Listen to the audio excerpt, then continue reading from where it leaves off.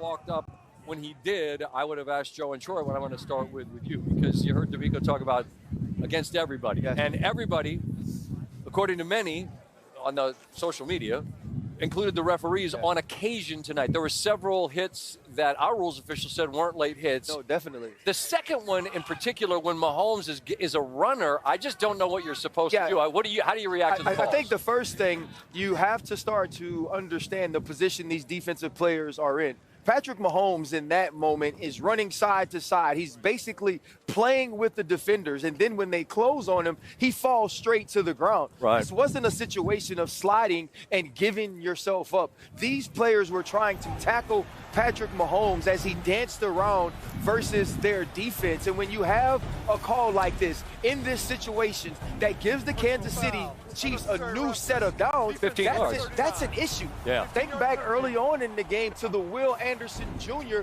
roughing the passer as well, where he makes clear connection with the shoulder pad of Patrick Mahomes. And listen, to Chiefs fans, to people watching, we're not making an excuse or saying this is the reason that they won. But you got to acknowledge the calls. Exactly. And versus the team that you have to be virtually perfect against, them being helped by some bad or questionable calls really hurts a team like the Houston Texans. And your margin is so narrow because you do need to be seemingly perfect. And that's where I keep coming back when it comes to this team. And it's exactly what Swag said on Countdown. He's like, you got to beat them. If you wait for them to beat themselves, it's not going to happen. And when that last drive, the drive that we're talking about on that penalty, that led to the touchdown to Kelsey that extended the lead to 8. Absolutely. And so you're deflated as a football team if you do everything you need to do to get a stop. If you converge on Patrick Mahomes in the way that you're supposed to and you don't commit a foul, but yet you're handed one, that's an issue.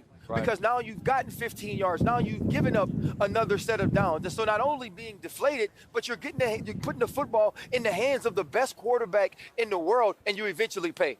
And this Chiefs team is going to be a lot to deal with next week, and they're going to be here where they're so hard to beat. But I do wonder this Houston Texans team ran it on them. Yes. What do Buffalo and Baltimore like to do? Well, the first thing is they got to beat each other. I understand, but absolutely. Whoever comes into town is either going to have that running game with James Cook and Josh Allen or with Lamar Jackson and Derrick Henry. And I believe when you watch this film and the physicality at the offensive line of the Houston Texans was able to display the way Joe Mixon ran the football, you'll be licking your chops offensively.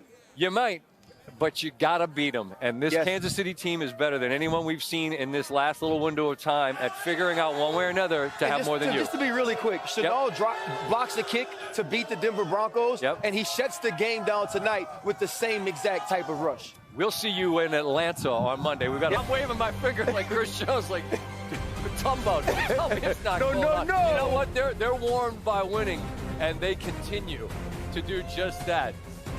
They move to 7-0 in this divisional round with Patrick Mahomes as their quarterback. There are legends only on this list. The youngsters don't know about the snake or about Terry Bradshaw as the playing version of Terry Bradshaw. I promise you, they were all bad men, and Joe Cool in the middle, one of the greats of all time. But now Patrick Mahomes distances himself even further. They were able to outlast D'Amico Ryans and a Houston Texans team that really battled. Here is Houston's head coach.